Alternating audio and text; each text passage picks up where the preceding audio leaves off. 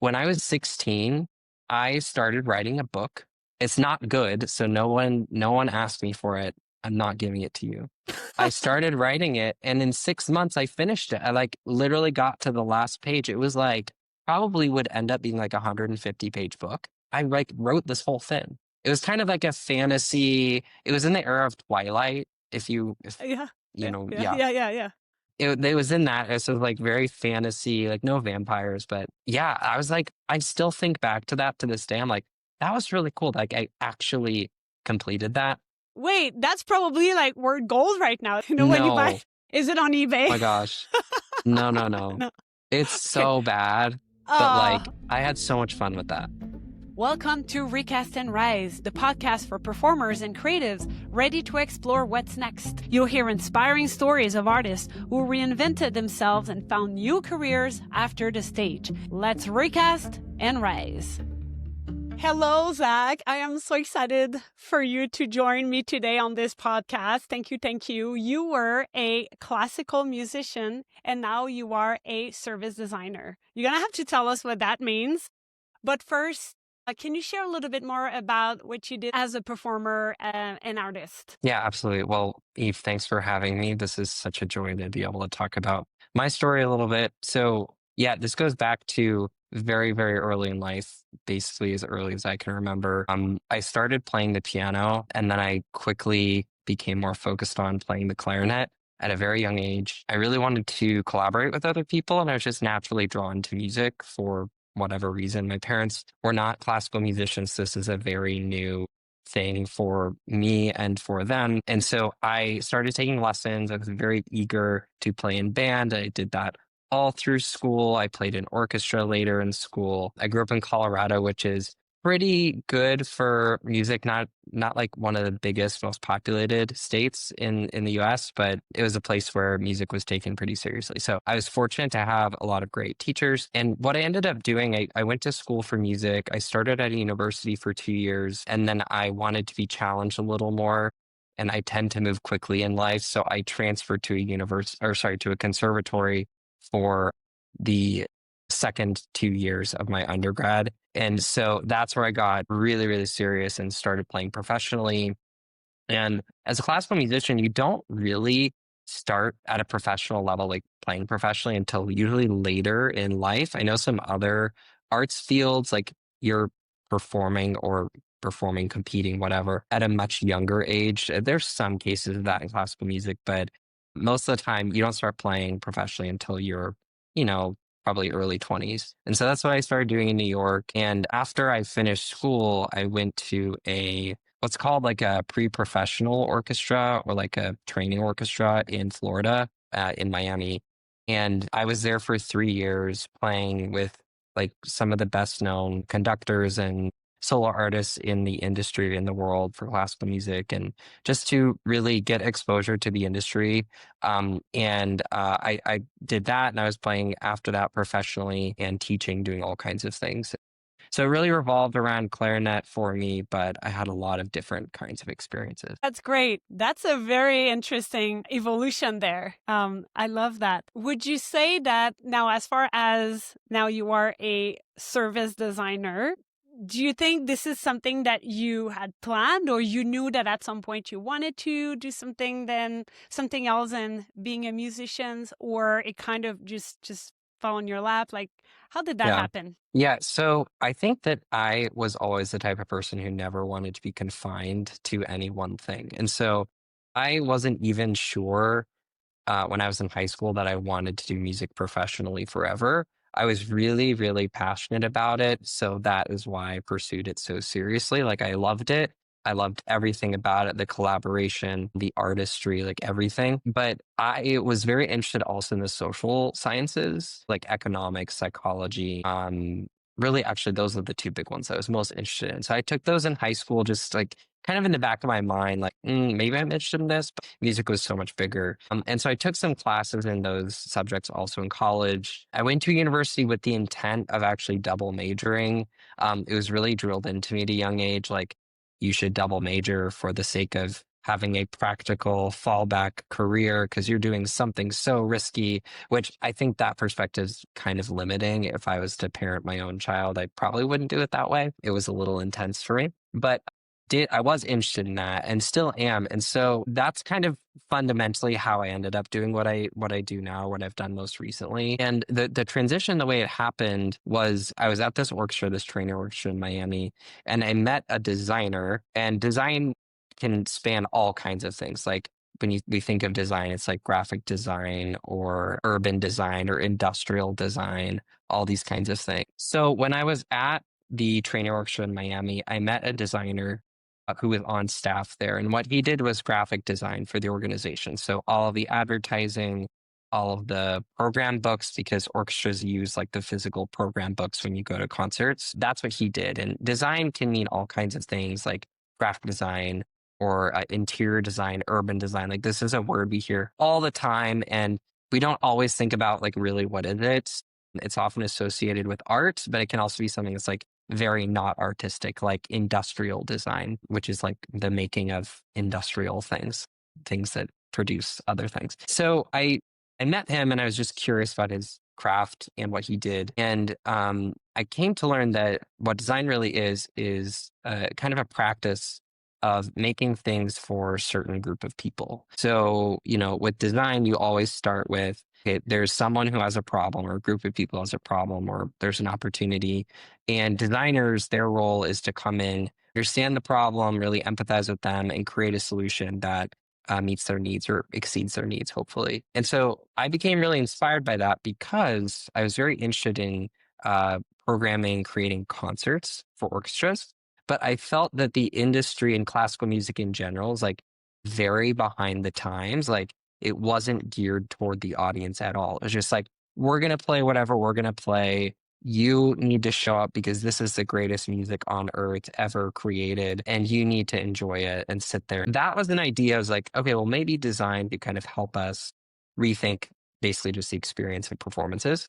So that's what I started doing when I was still in music. Like I was producing performances that were for specific audiences or specific groups of people that were curated to be a little more experiential rather than just kind of your typical concert. So to put it shortly, that's what I was doing. That very naturally lended itself to like me having a career in design. And this designer actually introduced me to service design, which is, if you know what design is, you know what a service is, like you know what service design is. It's not that hard to understand. Like services can be anything like, like a coffee shop, like something you go in, you get coffee and you leave. Like you're not really getting something tangible. I mean, you get the coffee, but that goes away very quickly. Or like banks or whatever, you go in, you get money, you leave. It's something where it's like, it's not a product. You can't hold it really. So that's what a service is. So I ended up becoming passionate about this because it was kind of the closest thing to what I was doing in music.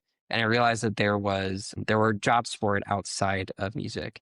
And so that's how I can go in more into the story of like how I actually transitioned, but that's kind of where the inception of it was. So much here to talk about. I love how you have brilliant ways to define, I would say tricky terms. I mean, tricky is not designer, it is not tricky, but it has like a big umbrella. And I love when you just said that designer, that world provides solution to a problem. That's brilliant. And it really taps into your creativity as a musician. And it's like a natural transition to being a musician and now being a service designer, as an example. I love that. I want to hear more about that, but I'm just also curious, what kind of design solution did you provide to the theater at the time?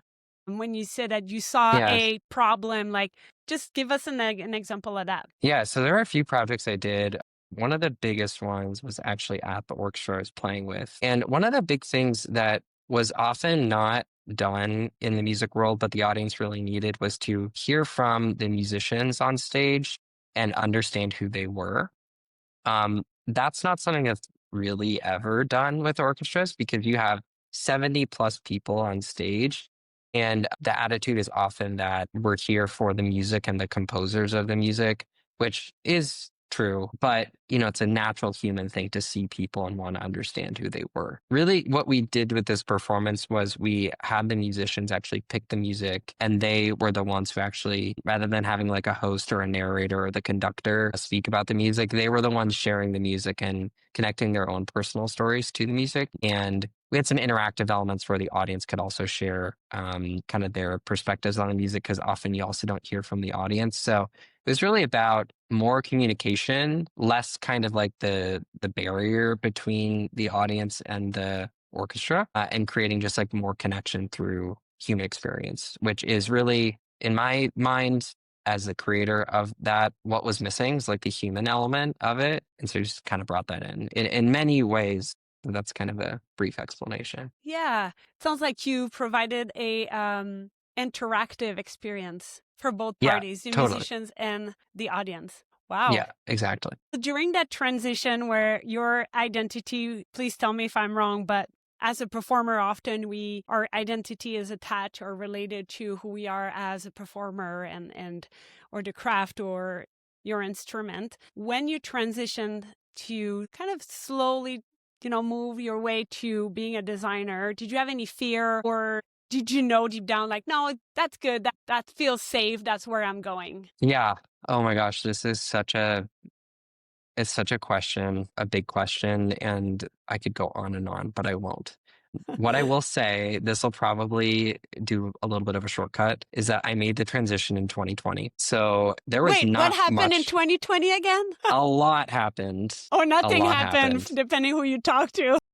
Yeah, I mean, I feel like everyone was impacted, but Yeah. maybe not. Yeah, no. Yeah, no, music is a thing where you must do it in person. I mean, like, for me, there was no way to understand how to move forward in a virtual world, which is the way we're all living, even for a couple of years. And I had thought about doing work outside of music for a long time.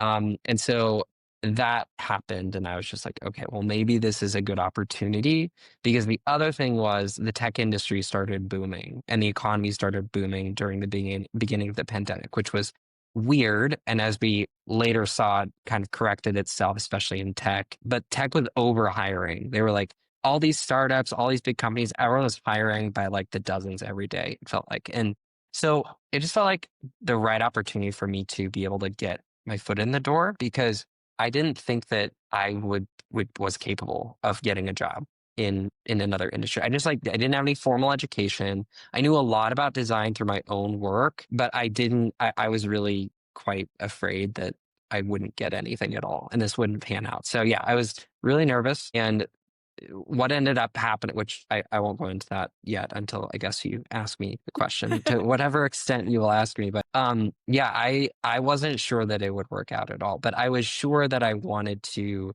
go in that direction at that time. I felt like that was exactly the time that I needed to do it, and just kind of explore it and figure out if that would be the right next thing for me to do. And I just tried to picture yourself. So you are a musician at the time. You've done that design work with the theater, and then you're you're like, okay, I am doing this transition. It's one thing to have the desire to do it, but and I know that for a fact because I work in tech, you need to have that resume, you need to have the experience, or at least some sort of experience and something to bring to the table. How did you manage to transition in the middle of a pandemic with, unless I'm wrong, but with not necessarily a background in tech? What steps did you take? Or if someone is interested, like in our conversation, be like, hey, I'd like to move that into this direction. What do you Yeah. recommend? Where did you start? What did you do? Yeah. I absolutely, it was really clear in my mind, even to this day, like how I moved through it. But before I did it, it was not clear at all how I should. So I started by talking to people I knew who were working in the industry. I think that's pretty basic, but I found that in my music network, like people I'd gone to school with, even very early on, there were a lot of people working in tech and in other industries. And so that was great that I had a network, of people who I didn't necessarily, it didn't click at first. But once I was like, oh, I'm going to go on LinkedIn, just like see who I know, who, I knew from the music world. And there were quite a few. And so I ended up getting in touch with at least a few. I just had phone calls with them, trying to get their advice for what to do. And one of the best conversations I had was with someone who told me, I would honestly just try to get a job in a company that you admire or that you think is like kind of the company you would want to be in. Just get a job doing something. So it's kind of this idea that you like get in at the bottom floor and maybe you'll make your way up. And I was like, okay, you know what? I think I could do that because there are probably some positions where it's less important that you have a certain background, and more that you just have energy and you're a hard worker and you can kind of show that through some conversations. And so that's what I did. I found a company that is based in San Francisco, but had offices in New York and then was going to open one in Austin, which is how I ended up moving to Austin. And I got a job there. I was on the customer support team, which I don't want to say like customer support's at the very bottom because customer support is incredibly important, but it was a lower level position on the team where I could kind of get in with just like random experience, which I would have called at that point, like my music experience was really niche. But I was working with people who had come from the military, who had come from the National Park Service, like they were park rangers, like all sorts of backgrounds. And this company was fairly new. I think they were more open than maybe a corporation would be to different kinds of experiences. So that was something else. And I started there. And I ended up just going kind of to other companies and working my way to where I wanted to be. That's wonderful. It sounds like being open, based on your experience, being open to apply to an entry level job, to a company that you love, that have great values that are aligned with where you see yourself, where you want to go, and leveraging your network of people that are doing something that inspire you. And also potentially it sounds like they open another office in Austin. In Austin, yeah. So And yeah. maybe, yes, maybe being willing also to relocate, or if you want to, if you're more open to pivot, and maybe you're more inclined to be able to apply to that job and being hired, if that makes sense. Yeah. Yeah. And everything was remote at that time, obviously, but the intent was like eventually go back into an office. And I was, again, living in Miami at the time and I was looking for a way to like get to a different city, and Austin sounded kind of cool. So I was like, okay, well, this makes sense. I can do this. And then when the office opens, I can start going in. So Austin is awesome. yeah, it's a cool place. I mean, it was for a while, it was becoming like really, really, really popular. Like a bunch of people were moving here in that time. It's cooled off a little bit, but it's still got a lot of cool stuff. Yeah. All right. So you worked at GoDaddy, you worked at Mailchimp. What's next for you? Yeah, so I'll just say briefly, like that's where I really got into service design. I had service design titles at both GoDaddy and Mailchimp, which is now part of Intuit. And that's where I got into the work I really wanted to do. I would say that like design in general, it was a huge thing in the 20s at a lot of companies. Like everyone was talking about design. That's when like, Apple had the slogan of like, there's an app for that. Like that's when app development was just such a huge thing. So like design as a practice became like really, really, really big just throughout the company. Like there were chief design officers at some companies. Like it was a really, really big deal. And so I was kind of coming out of that. I think design now is like kind of a different place. It's a little smaller in the presence in a lot of companies. And that kind of happened in the companies that I was working for.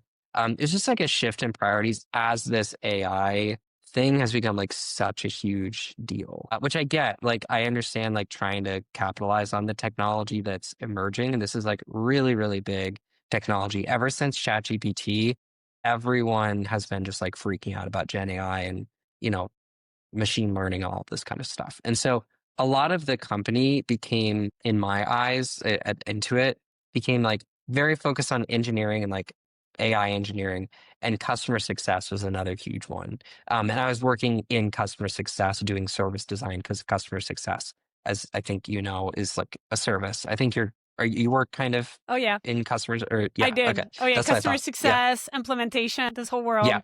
Yep. Yeah. Yep. So it's a lot of service aspects to that, a lot of so it needed like a lot of service design, but it kind of it became less, my position became less design oriented, more like kind of operations oriented, which made sense for just kind of where my team moved around in the company a lot. So anyway, this is a long answer to get to your question of what's next. So I decided to take a little bit of time off, just actually less than a month ago, about a month ago. I ended my time at Intuit, which was great because I was able to have the ability to take some time off. And so that's what I'm doing right now. I'm just kind of chilling, actually learning a little more software development just for my own knowledge. I'm learning Python right now, which has been on my list just because that's kind of like the base of all AI. You have to like understand how to write Python. So that's one thing I'm doing. I'm taking some like just random classes here and there, just interests of mine. But in terms of like what's next, I think what I'm missing, what I've missed in my career since I left the music world is just like artistry and performing. I really do miss it. And I don't know. I definitely don't want to go back into what I was doing back in the day. Like, I feel like I hit the height of that and I didn't want to keep playing in orchestras for the rest of my life. It just wasn't the right career path for me. Rehearsing a lot, performing on all weekend nights and that kind of thing. It's just like, that wasn't what I was looking for in life. And so I think that I want to find a way to kind of access creativity more and perform more. And there are all kinds of people who perform who wouldn't necessarily call themselves performers, like people who speak a lot, like, I don't know, PR people or people who are like, go around touring, who host shows like you do. Like this is a kind of, performing in a way. It's like using your voice or using yourself to communicate with the world. I really miss that. Like that was something that from the stage, even in an imperfect way, like I felt like I was interacting with the outside world. So something performing-ish, something with a little more artistry, creativity in it. Yeah. And I don't even know, like, is that going to be my full-time thing? Do I need to also be some kind of like AI engineer? I don't know where the world is moving very fast and I'm trying to just keep up and find what it is that speaks to me. So we'll see. It's full circle for me because I was just having a conversation yesterday with an aerialist, and she is not performing anymore. And one of the things that she says is now that she is not on stage, she is still training her craft. And she didn't realize that, hey, even if I'm done performing, I can still do what I love without performing.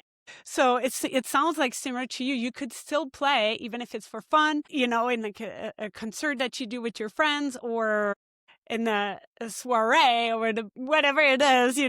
There are plenty of other places that you could play with, and it's not that formal stage. And it's something absolutely. We associate sometimes our craft or our art to the performance, the stage, but then you can perform whenever, however it looks like for you.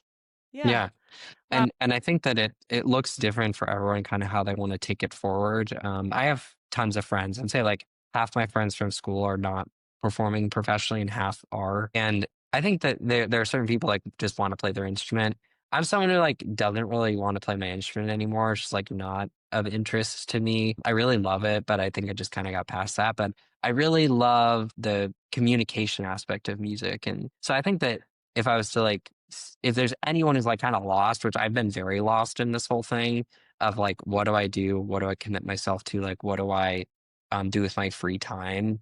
If you're someone who grew up with a craft, I think it's like hard to move forward in life without having some kind of craft in your life, whether it's, really out there on a stage or not. And it's just kind of finding what is the right thing for you at this stage in life, which could be different than 10 years ago. Like I graduated undergrad 10 years ago.